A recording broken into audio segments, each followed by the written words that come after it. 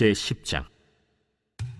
예수께서 거기서 떠나 유대지경과 요단강 건너편으로 가시니 무리가 다시 모여들거늘 예수께서 다시 전례대로 가르치시더니 바리새인들이 예수께 나와 그를 시험하여 묻되, 사람이 아내를 버리는 것이 옳으니까? 모세가 어떻게 너희에게 명하였느냐? 모세는 이혼 증서를 써주어 버리기를 허락하였나이다.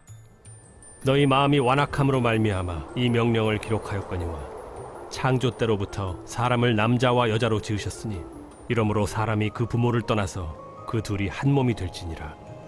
이러한즉 이제 둘이 아니요 한 몸이니 그러므로 하나님이 짝지어 주신 것을 사람이 나누지 못할지니라 하시더라.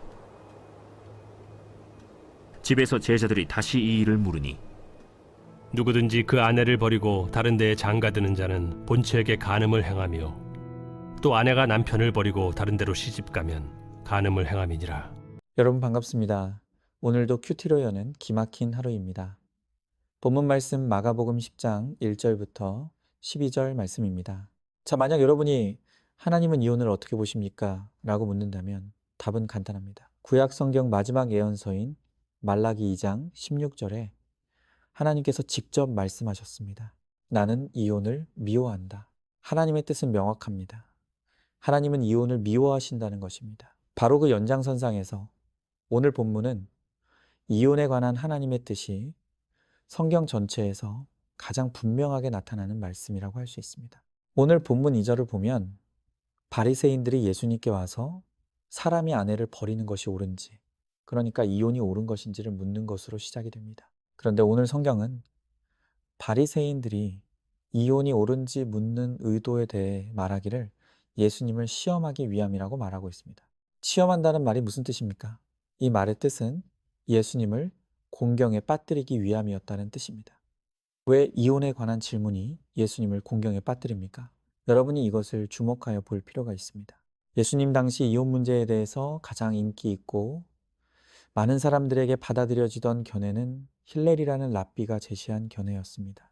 힐렐, 랍비는 이혼에 대해서 가르치기를 어떤 이유가 되었든 아내가 마음에 안 들면 남편은 아내를 쫓아낼 수 있다고 가르친 것입니다. 그러면서 이 힐렐 랍비는 이혼 사유가 될 있는 구체적인 예 몇 가지를 듭니다. 내용을 보면 기가 막힙니다. 이런 것입니다. 아내가 요리를 하다가 음식을 태우는 것, 남편에게 불친절한 것, 말대꾸하는 것, 집안일을 못하는 것, 공공장소에서 머리를 풀고 다니는 것, 다른 남자와 대화하는 것. 여기까지도 기가 찰 노릇인데 마지막이 가장 기가 막힙니다. 남편이 아내보다 더 아름다운 여자를 발견했을 때 남편은 아내와 이혼할 수 있다고 합니다. 지금 이 말씀을 듣는 여러분들은 믿기 힘드시겠지만 이게 이 당시 힐렐 랍비에 의해서 많은 사람들에게 보편적으로 받아들여지던 이혼 사유였습니다. 그런데 바리새인들은 예수님이 이런 이유로 아내를 버리는 것을 결단코 반대한다는 것을 이미 알고 있었습니다. 그래서 그들은 이혼에 대한 질문을 통해 사람들이 예수님을 강경파로 인식하기를 바랬습니다. 만약 이런 이유로 이혼하는 것은 죄라고 말하는 순간 사람들은 자신들을 정죄하는 예수님을 강경파로 여기고 예수님께 등을 돌릴 것이라고 생각했고 예수님의 인기를 바닥으로 떨어질 것이라고 예상한 것입니다. 바리새인들이 이 질문을 통해 원했던 것이 바로 이것입니다. 하지만 바리새인들이 이 질문을 던졌을 때 훨씬 더 무서운 의도는 따로 있었습니다. 그것은 얼마 전 세례 요한에게 벌어진 일이 예수님에게도 일어나기를 원한 것입니다. 얼마 전 세례 요한에게 무슨 일이 일어났습니까?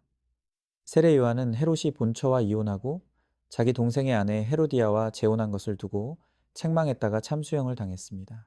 바리새인들이 이혼에 관한 질문을 던졌을 때 똑같은 일이 예수님에게도 일어나기를 바랬던 것입니다. 여러분, 저는 예수님 당시에 이혼에 대한 사회적 분위기와 오늘 우리 시대의 분위기가 놀랄 만큼 일치한다고 생각합니다. 오늘 우리 시대에 이혼을 부끄러운 일로 여기는 사람들은 거의 없습니다. 심지어 우리나라는 배우자의 외도를 자기 결정권의 실현이라는 말도 안 되는 이유로 합법화해주는 나라입니다. 그런 마당의 이유야. 어찌되었든 원하기만 하면 얼마든지 이혼하는 것이 당연한 세상입니다. 여러분, 이런 사회적 분위기인 상황에서 만약 제가 모든 사람들이 지켜보는 인터뷰나 토론 방송에 출연해서 이혼은 하나님이 미워하시는 죄입니다라고 한다면 어떤 일이 일어나겠습니까? 아마 모르긴 몰라도 저를 향한 엄청난 비난의 댓글과 메시지들을 쏟아져 들어올 것이고, 어떻게 알아냈는지는 모르지만 저를 비난하기 위해 전화를 거는 사람들로 인해 전화기는 불이 날 것입니다. 또 저를 미워해서 테러를 가할 사람들도 있을 수 있습니다. 그래서 저는 제가 전혀 유명하지 않은 목사인 것이 얼마나 감사한지 모릅니다. 예전에 철없던 시절에는 그저 유명하고 인기 있는 목사가 되는 것이 꿈이었습니다. 그런데 이제는 전혀 아닙니다. 오히려 전혀 유명하지 않은 목사가 되게 하신 것이 얼마나 감사한지 모릅니다. 왜냐하면 알려지면 알려질수록 하나님의 뜻대로 복음을 전하려고 할 때 엄청난 사회적 비난을 각오해야 할 것이고, 심지어 목숨을 걸어야 할 만큼 위험한 일이기 때문입니다. 지금 예수님께서 그 곤경에 빠지신 것입니다. 예수님은 이에 어떻게 대응하셨을까요? 예수님은 전혀 당황하지 않으십니다. 그리고 언제나처럼 완벽하게 대응하셨습니다. 어떻게 대응하셨습니까? 예수님은 이혼에 대한 모든 인간적인 견해를 버리고 무엇으로 돌아가셨을까요?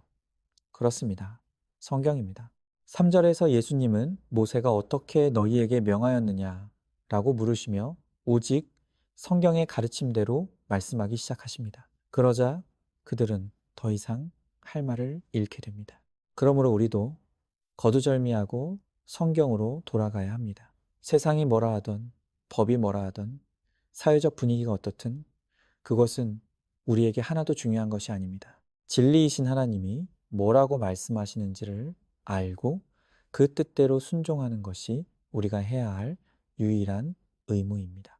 오늘 본문에서 예수님은 성경, 특별히 창세기의 말씀을 통해서 하나님께서 이혼을 미워하신다는 것을 명확하게 말씀해 주십니다. 하나님께서 이혼을 미워하시는 데는 세 가지 이유가 있습니다.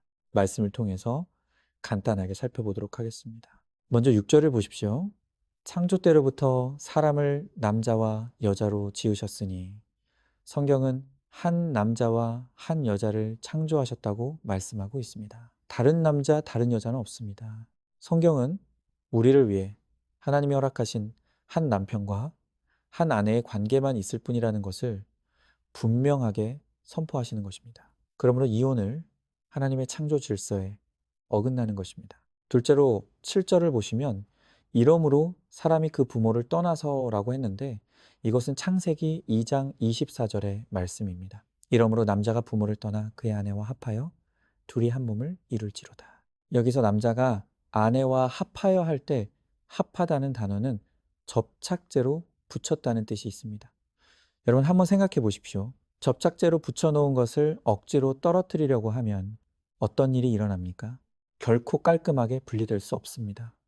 너무나 지저분해지고 군데군데 찢어지고 상처가 납니다. 그런데 결혼으로 하나 된 부부가 이혼하면 바로 이런 일이 일어난다는 것입니다. 이혼은 이혼으로 끝나는 것이 아니라 여기서 파급된 문제가 꼬리를 물고 이어집니다. 부모 형제와도 헤어져야 하고 자녀와도 헤어져야 합니다. 어제까지 형님, 동서, 아주버님이라 불렀는데 이혼하니까 원수가 되어서 미워하는 사이가 됩니다. 특별히 이 상처가 아이들에게 대물림 됩니다. 이혼으로 찢어지는 과정에서 자녀들은 마음에 엄청난 상처를 겪게 됩니다. 그래서 장래일을 아시는 성령님이 탄식하시며 이혼을 막습니다. 그런데도 이렇게 어마어마한 일을 하려고 합니까? 그렇기 때문에 배우자가 잘못을 했다 하더라도 회개한다면 받아들여야 합니다. 70번씩 7번이라도 용서해야 합니다. 주님은 간음을 싫어하시지만 사마리아 여인을 용서하셨습니다. 게다가 마태복음 1장의 예수님의 계보에는 미혼모와 기생, 근친상간한 사람이 성경의 계보에 올랐습니다. 오늘 내가 회개하면 받아들여 주십니다. 그러니 오늘 이혼할 생각이라면 정말 하지 말라는 것입니다. 그리고 하나님께서 이혼을 미워하시는 마지막 이유가 있습니다. 그것은 결혼이 하나님의 사역이기 때문입니다. 9절입니다. 그러므로 하나님이 짝지어 주신 것을 사람이 나누지 못할지니라 하시더라. 결혼은 내가 하는 것이 아니라 하나님의 주권적 사역입니다. 여기서 말하는 결혼은 믿음의 신결혼만이 아니라 모든 결혼을 통틀어 하나님의 사역이라고 할 수 있습니다. 물론 아직 결혼 전이라면 우리가 할 수 있는 데까지 고르고 또 골라야 합니다. 그리고 아니라고 생각된다면 결혼식 하루 전이라고 깨야 합니다. 그러나 이제 결혼했다면 뒤는 없습니다. 아무리 어렵고 힘들어도 여기에도 하나님의 뜻이 있음을 믿어야 합니다. 제가 얼마 전에도 말씀드린 적이 있는데요. 우리 교회 한 성도님께서 남편이 너무 힘들어서 이런 남편과 정말 살아야 하느냐고 따지듯 물어오셨습니다. 인간적으로 보면 100번, 1000번이라도 이혼해야 합니다. 그러나 하나님의 뜻은 그 남편이 하나님이 성도님에게 주신 십자가라는 것입니다. 제가 그렇게 말씀드렸습니다. 이 남편의 십자가를 집사님 말고는 감당할 사람이 없기에 성도님의 믿음을 인정하셔서 이 십자가를 성도님께 맡기신 것입니다. 그러니 이 십자가 끝까지 잘 감당하면 남편의 구원도 변화도 주님이 책임지시고 이루실 것입니다. 그리고 성도님이 이 남편과 이혼하지 않고 살아낸 것 하나만으로도 나중에 하나님 나라에서 하나님께서 큰 상급을 주실 것입니다. 오늘도 내게 주어진 아내와 남편을 나의 십자가로 지고 이혼하지 않고 가정을 지키는 적용을 이루는 모든 성도님들을 위로하고 축복합니다. 하나님이 주시는 은혜의 힘으로 이 십자가를 끝까지 감당할 때 반드시 때가 되어 주님께서 구원의 열매를 맺게 하시고 큰 하나님 나라의 영광에 참여하게 하실 줄로 믿습니다. 적용 질문입니다. 이혼은 하나님의 뜻이 아니라는 것을 깨닫습니까? 결혼의 목적은 행복이 아니라 거룩임을 믿습니까? 어떤 환경에서도 내 죄만 보고 회개하면 하나님께서 반드시 회복시켜 주실 것을 믿으시기 바랍니다. 오늘도 3월 6일 보석 상자입니다. 깨닫지 못하더라도 빛은 계속 어두움을 향해 비추고 있습니다. 나도 우리 가정의 어두움에 계속 비추는 빛이 되어야 합니다. 아멘. 기도하겠습니다. 주님, 우리가 너무 악하고 음란하여서 정욕을 따라 내 마음대로 결혼한 내 삶이 결론으로 많은 가정들이 아픔과 상처를 겪고 있습니다. 그러나 어떤 아픔이 있다 할지라도 이혼은 하나님의 뜻이 아니라고 하십니다. 이제는 내게 주신 아내와 남편을 나에게 주신 구원의 십자가로 여기고 이 십자가를 잘 지고 주님을 따름으로 주님이 주시는 승리를 얻게 하시고 하나님 나라의 영원한 상급을 얻고 누리게 하여 주시옵소서.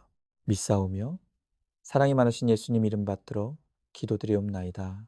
아멘. 오늘도 큐티로 기막힌 하루를 살아내는 하늘가족 공동체 안산중앙교회 모든 성도님들 되시기를 주님의 이름으로 축복합니다.